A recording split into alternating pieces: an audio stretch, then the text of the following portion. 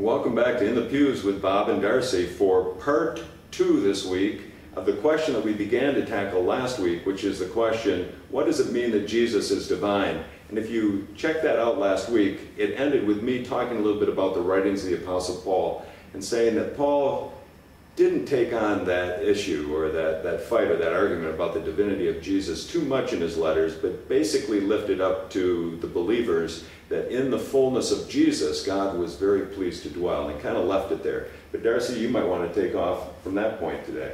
I do. I want to take off with this because I think it's a question that somehow remains stuck in either Christian ed classes or, to be honest, in seminary walls. And I do believe it's a question that affects our faith today. We've talked a lot about what Paul's writings have said and the Gospels have said, and we've got to use those as our foundation. But then we also have to interpret and understand and make those scriptures alive and meaningful for us today. And to do that in terms of Jesus' divinity, you've got to think about what it means in your faith if someone were to suggest that Jesus was less divine. Would you still identify as a Christian if you found out somehow that Jesus was not born of a virgin or did not have the ability to create these miracles as we've read about? And I bring this up because I was challenged by a confirmation student, and she finished her statement of faith and read it before the parents and the mentors. And in it she said, "I'm not sure that Jesus is truly the Son of God." Now as a teacher of the class, I'm sitting there and thinking, oh, I've totally failed this kid. She doesn't believe. And yet she read on in her statement to say that she believed Jesus had the best path and the best way to connect her to God. And so at that point, I wondered, is it really up to me to decide whether or not she has the true Christian belief doctrine or not? And I can't say that I can make that judgment.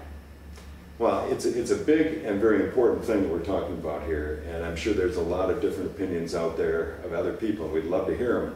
However, let me say again, Paul was not in any way depreciating Jesus or the ministry of Jesus, because he did identify Jesus as this very special and unique person in which the fullness of God was pleased to dwell. So through Jesus, we do see the Son of God. Through Jesus, we do find our pathway to the living Creator. In Jesus, we do have this opportunity to have our faith blossom and to find the way to life. So I believe Jesus is the Son of God, but I believe that he was very, very human and very full of God as he lived and breathed and did his ministry here on earth. So it's something we can follow.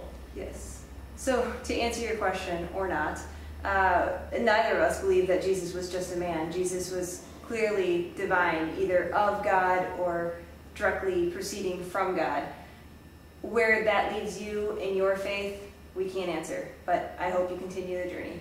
Thanks, and we'll see you next week. See you next week.